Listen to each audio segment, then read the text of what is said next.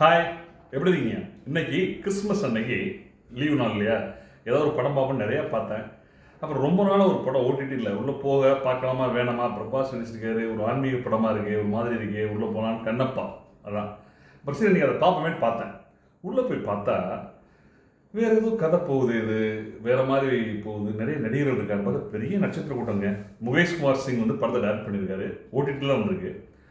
2025 வந்த படம். அது இல்லாமல் சரத்குமார் நிறைய இருக்காங்க. பிரீத்தி முகுந்தன், விஷ்ணு, பிரபாஸ் இருக்காரு. அது இல்லாமல் மோகன் பாபு இருக்காரு.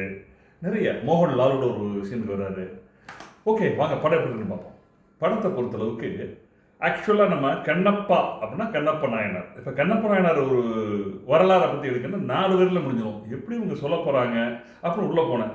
ஆனால் வரவே இல்லை. சரி, இது வேறு ஏதோ படம் உள்ள பார்த்தா நார்மலாக ஒரு படம் எப்படி இருக்கும் அப்படி தான் போகுது. அருமையாக இருந்தது. சினிமோட்டோகிராஃபி பாராட்டலாம். உள்ளே வரக்கூடிய ட்விஸ்ட் டான்ஸ் எல்லாம் ஃபஸ்ட் கிளாஸ். அது முக்கியமாக அக்ஷய்குமார் சிவனாக வர்றது, காஜல் பார்வதியாக வர்றாங்க, நிறைய நட்சத்திரப்பட்டாமல். ஆனால் கடைசியாக அந்த ஒரு சில வசனங்கள் மெல்ல மெல்ல மெல்ல வருது பாருங்க. இதெல்லாம் இந்த மூடத்தனத்துக்கு எதிராகவும், அதாவது போலி ஆன்மீகத்துக்கு எதிராகவும், வெற்று சம்பிரதாயத்துக்கு எதிராகவும் மிகப்பெரிய சவுக்கடி வசனங்கள். அது தமிழ்லாம் நீங்கள் டப் பண்ணி பார்க்கும்போது பயங்கர ஷார்ப்.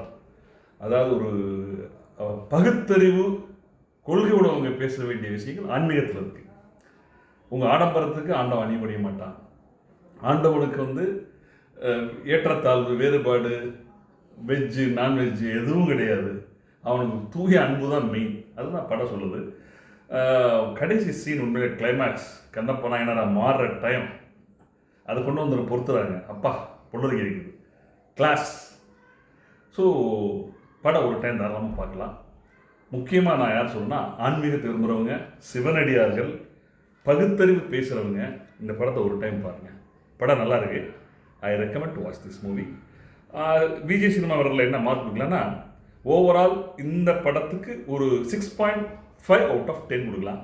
ஓகே, நெக்ஸ்ட் அடுத்த ஒரு படத்தில் வர. அது வரைக்கும் பா.